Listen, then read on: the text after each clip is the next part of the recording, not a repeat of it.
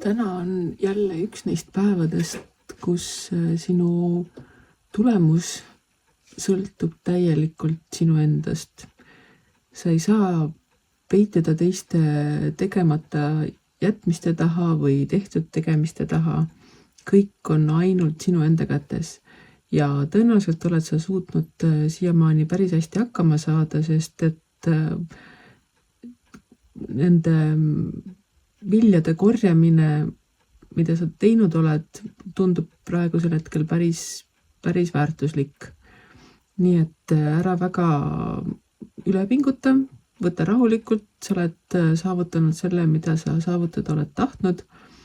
Tee sellest omad järeldused, võta plaani uuendused ning võib-olla veidike ka muudatusi. Aga oluline on see, et kõik see, mida sa oled teinud, kõik see, mida sa tulevikus teed, on täiesti sinu enda nii-öelda tahtmises, mõtetes ja tegemistes kinni.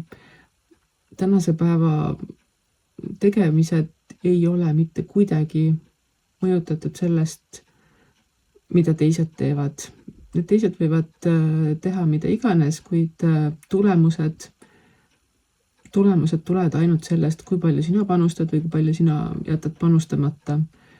Nii et mõtle selle üle, kas need viljad, mida sa täna oled korjanud, on väärt seda, mida sa oled panustanud, ja kui on, siis jätka samas vaimus, ja kui ei ole, siis sa tead, mõtle natuke, tee uued plaanid ja leia need visioonid, kuidas saada paremaid vilju. Iga päev on jälle uus algus, nii et ega siin ei olegi midagi. Alusta homme uuesti, kui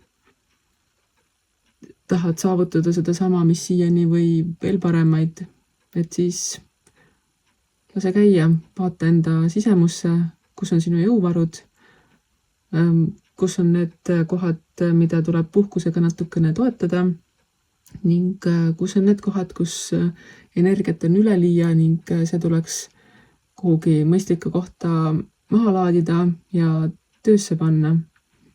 Nii et korja need viljad, tee nendest hoidised ja planeeri homseks veel paremad tulemused ning ära unusta, usalda elu.